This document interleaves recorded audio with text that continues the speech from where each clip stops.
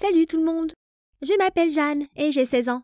J'ai participé à un mariage huppé récemment. C'était un lord anglais qui épousait la fille d'un roi. Mais j'ai tout gâché en criant une petite phrase. Et le pire, c'est que je vais devoir payer pour mon erreur.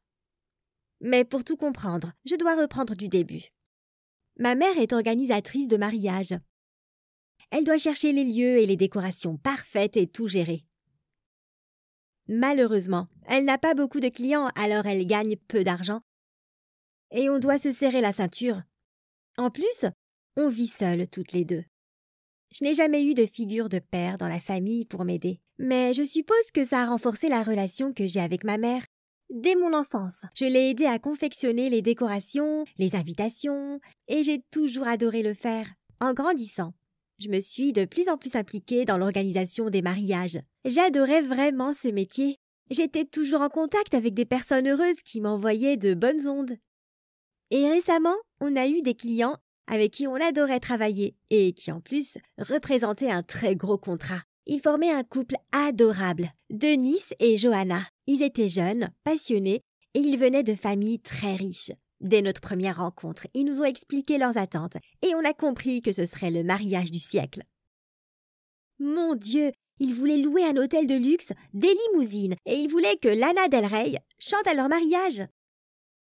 D'ailleurs, aime cette vidéo si tu l'adores toi aussi. En plus, la nourriture allait être préparée par un chef étoilé et toute la soirée serait filmée par une équipe professionnelle. C'était de la pure folie. Ils s'aimaient tellement qu'ils ne voulaient rien se refuser. Pour être honnête, j'étais même un peu jalouse de la mariée. Elle avait tellement de chance d'être avec Denis. J'aurais aimé avoir un copain comme lui. Bon, ok, je me reconcentre. Cela représentait beaucoup de travail. Avec ma mère, on a travaillé comme 4. Prendre des appels, répondre à des mails, organiser des réunions. On n'avait pas assez de mains pour tout faire en même temps. Mais on savait pourquoi on travaillait.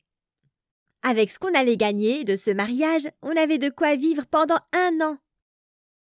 Et puis, ce mariage nous ferait une publicité énorme qui pourrait nous attirer beaucoup de nouveaux clients. Ça valait vraiment le coup. Mais pendant notre préparation, j'ai malencontreusement été témoin d'une scène très étrange. J'allais chez Johanna pour lui donner un paquet d'invitations pour le mariage. De ce que j'avais compris, beaucoup de personnes importantes allaient être invitées. Je suis allée en voiture en direction de ce quartier super huppé et je suis entrée dans une allée. Le gardien m'a laissé passer et j'ai vu Johanna au loin, mais elle n'était pas seule. En me rapprochant, j'ai vu qu'elle embrassait fougueusement un homme près de sa voiture. Et ce n'était pas son fiancé. Mes yeux en sont tombés de surprise. Quand elle m'a vue, Johanna a compris que je les avais surpris. C'était un moment assez étrange. Une seconde plus tard, l'homme est monté dans sa voiture et est vite parti. J'ai commencé à baragouiner quelque chose à propos des invitations, mais Johanna m'a coupé. Je te promets qu'elle s'est transformée en démon pendant 1 seconde. Elle m'a attrapé par le bras et m'a regardé dans les yeux. Waouh, j'avais l'impression qu'elle pouvait lire dans mon esprit. Elle m'a ordonné de ne rien dire sous peine d'une terrible vengeance. J'ai presque pleuré d'effroi. Je lui ai donné les invitations et je suis partie. 1000 pensées traversaient ma tête sur le chemin de retour. Il était évident que Johanna trompait son fiancé. C'est pour ça qu'elle m'avait crié dessus et qu'il ne fallait pas que cela se sache. Mais je suis honnête et je n'arrive pas à accepter l'infidélité, même si ça ne me concerne pas. L'infidélité était la cause du divorce de mes parents. Et je me souviens de la souffrance que la trahison de mon père avait engendrée. Alors, malgré les menaces de Johanna, j'ai décidé de tout raconter à ma mère. Elle m'a répondu que ce n'était pas notre problème et qu'ils devaient gérer leur relation tout seuls. En plus, l'argent qu'on allait gagner du mariage nous permettrait enfin de rembourser le prêt pour la maison. En gros, ma mère me disait aussi, en plus poli, de garder ça pour moi. Alors j'ai dû me forcer à me remettre au travail. C'était vraiment dur. De temps en temps, on avait des réunions avec Denis et Johanna. Et à chaque fois que je regardais Johanna dans les yeux, je voyais le genre de personne qu'elle était.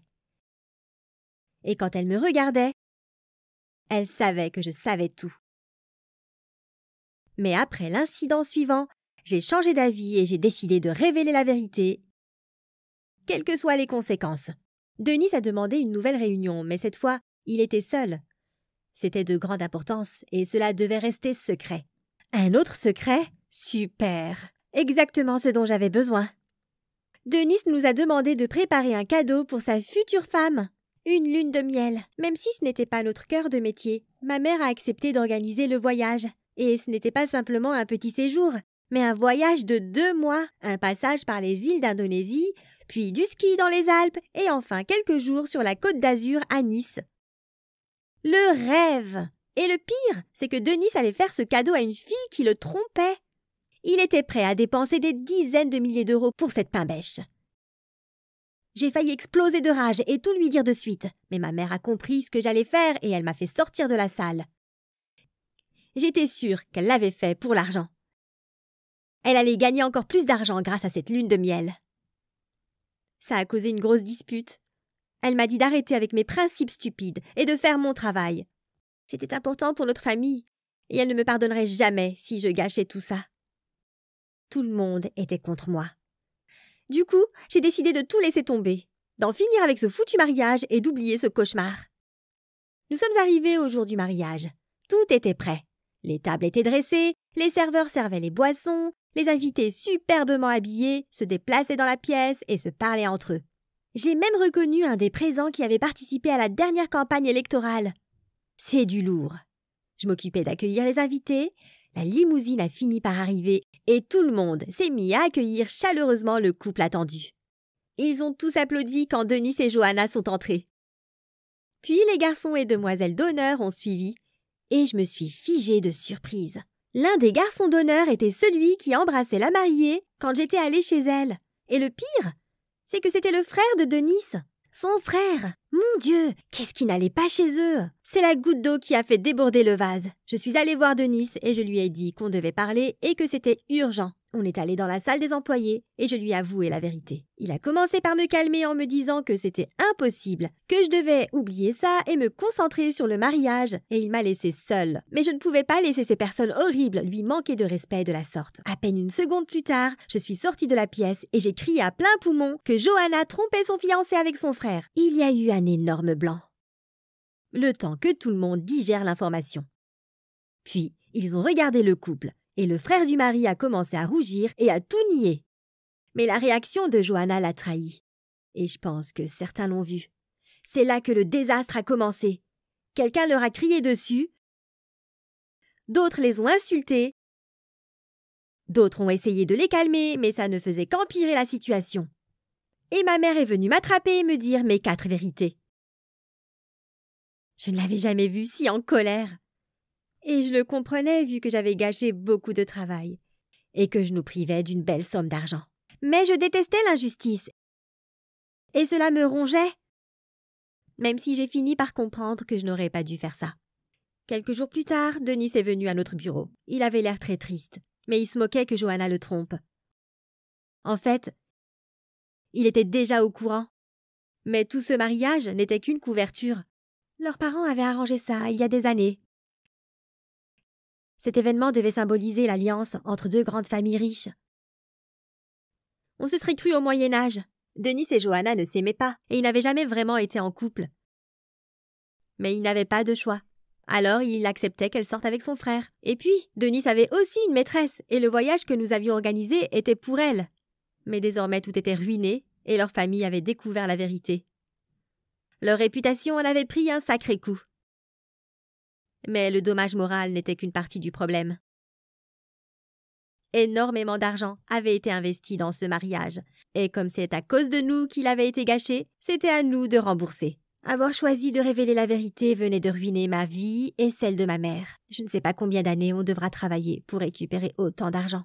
Et je ne pense pas que ma relation avec ma mère redevienne un jour comme avant. Elle m'avait dit dès le début de ne rien dire. Maintenant, tu sauras qu'il ne faut jamais se mêler des affaires des autres. Ça pourrait se retourner violemment contre toi. Et voilà, je t'ai tout dit. Merci d'avoir écouté. J'aurais bien besoin de réconfort.